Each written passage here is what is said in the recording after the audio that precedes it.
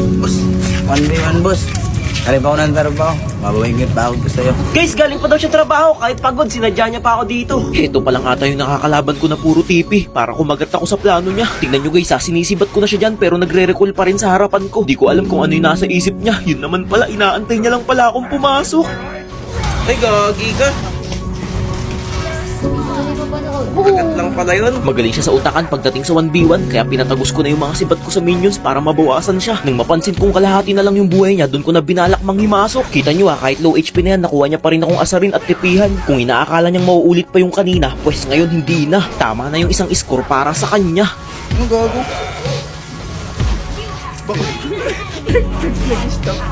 Habang naglalakad ako, bigla siyang lumabas kaya sinandal ko na agad siya sa kanyang tore. Syempre, binawasan ko na ng kaunti kaya pag lumusob ako, alam nyo na ang mangyayari. Siya yung tipong manaralo na hindi umaatras kapag sabayan ni hindi man lang niya naiisip kung ano ang kanyang magiging kahihinatnan. O baka sabihin nyo, pindot gaming ako nag-ulti talaga ako doon para ma-check kung may blue blap siya. Sinuwerte ako kasi meron pa. Kaso nga lang, ibang blue blap ang aking inasikaso. Walang iba kundi si Mia na walang ibang ginawa kundi maglaho. Pati tuloy bubblegum ng katabi niya, hindi na lumulobo. Basta nabasa ko yung galawan ng kalaban ko guys, tuloy-tuloy na yan. Baka ang ultimo si Superman hindi na ako mapigilan. Ikaw ba naman tamaan ng ligaw na sibat? Huli. Ito na magpunta tumama Hindi ka na makakaisa dyan. Sa tuwing alam kong magkakaroon ng digmaan, lagi akong preparado. Oo, mawawala siya ng mga ilang segundo pero paglitaw, tinitiyak kong merong papanaw. Kapag ganito pa naman nagiinit na yung mouse cube ko, antimano kahit sa loob ng base papasukin ko. Napa-invisible agad siya sa sobrang kabado. Napakabilis niyang nawala sa paningin ko. Kala ko nga katapusan ko na kasi na-corner ako dito sa loob ng base niya tapos wala pa akong dash. Ngunit hindi ako nag-alinlangan na siya ay takbuhan. Haharapin ko na lang kung ano ang aking magiging kapalaran. Parang birthday ko nga isipin nyo natakasan ko pa yung ganong delubyo. Sa katunayan nga niyan, bilang katapangan hindi ako umuwi bagkus nag-lifestyle ako sa kanyang minions.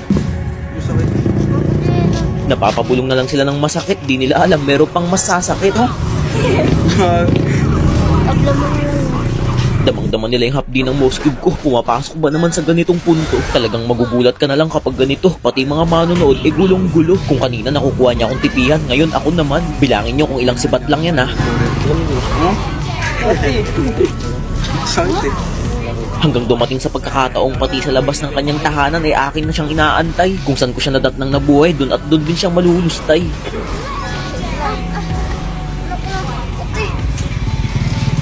Another one.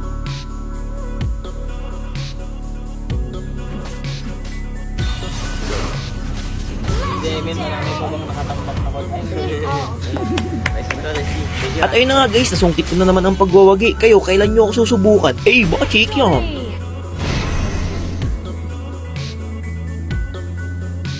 Sige, kaya to. Dep lang. Tumitipi na. Minions ako.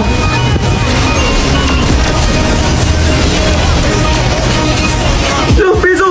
Yung base, piso! Tipi kayo na tipi!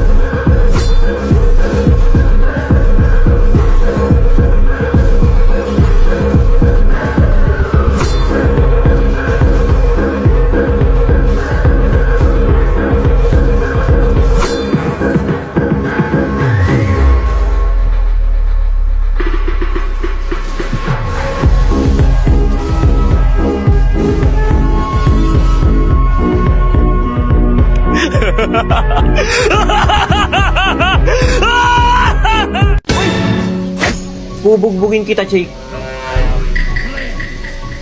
Dapat patunayan niya yan Tingin nyo tama yung sinabi niya? Dapat patunayan niya yan guys. Bubugbugin niya daw ako. Huling nagsabi sa akin yan, baog, natanso.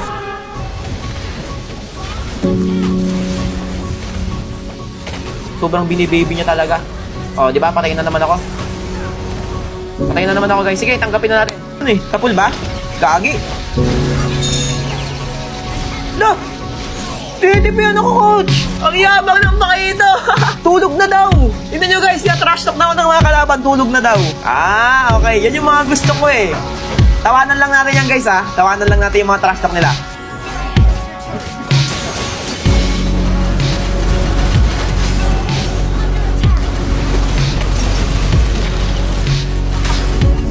Nice, nice.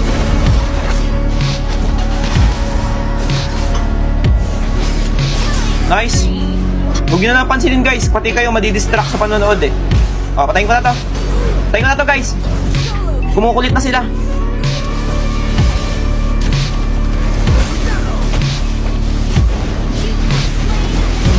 Ito. Ubusin ko na.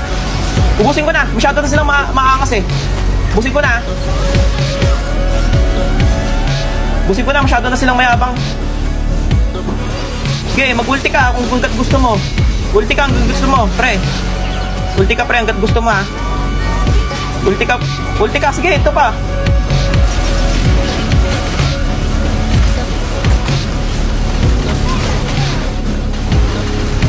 Huwag yung ano, ha.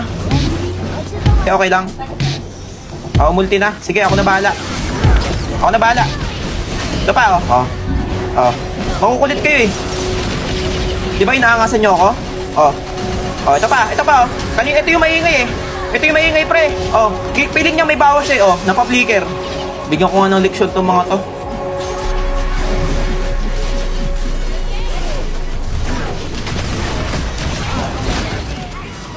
Suwain ko na, suwain ko na to. Ito pa. Di ba maingay kayo kanina?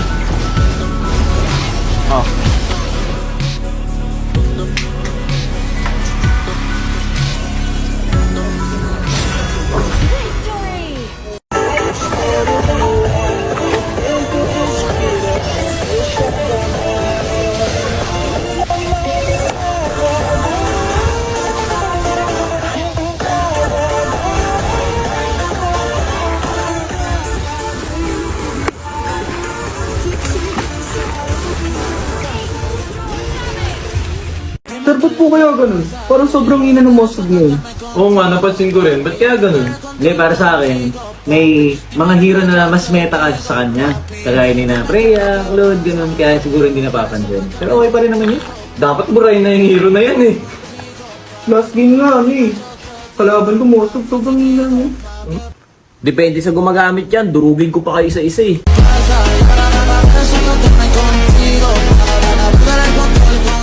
Hello?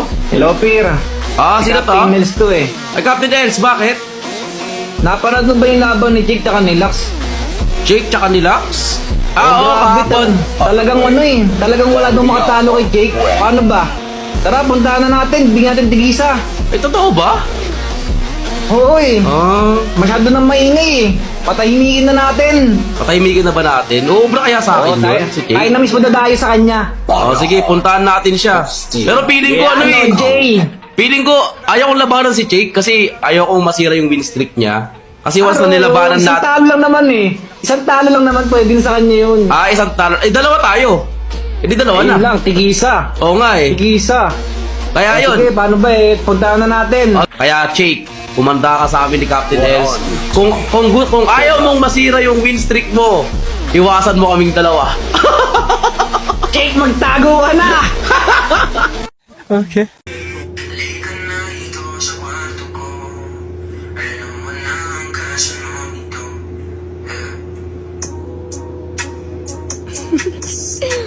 Parang ewan, babe. Pasok kaya. Tigreal kasi ang ina ng loob eh. Oo nga, pumasok. Tara. Ito yung Mia. Paano to?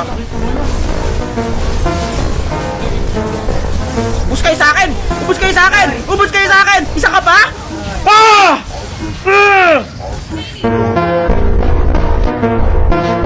Ngayong araw guys, may masamang bad news dito sa pinakabit kong piso wifi. Kaya pala tong mga batang to, kanina pa nalulumbay. Umiiyak pa nga yung isa dyan kasi akala niya yung 5 piso niya di ko papalitan. Hindi pa gumagana yan eh. Nagulog ba kayo? Oo.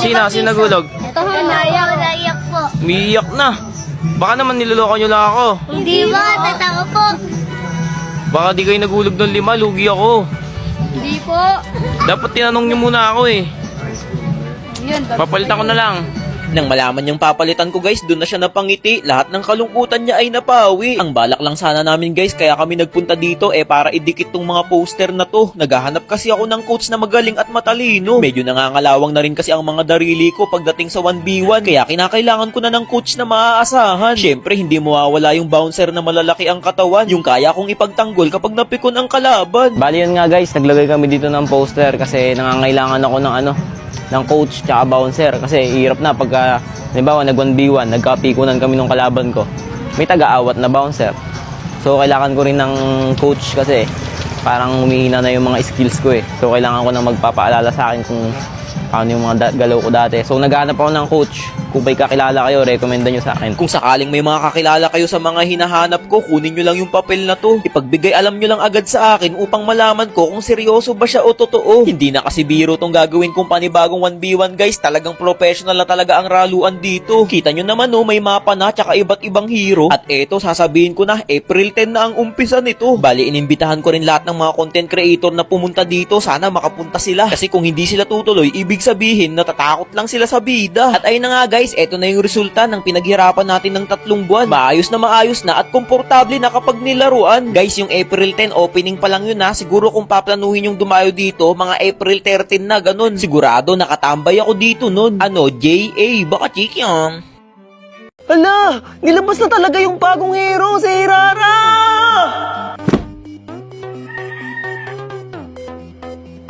Hails before the scattering petals. When the fan leaves overlap, the path to the underworld shall open. Farewell, red maple, embraced by the mason. Guys, abangan nyo tong bagong hero na si Hirara. Grabe, i-release na siya ngayong June 17. Excited na ako gamitin tong hero na to.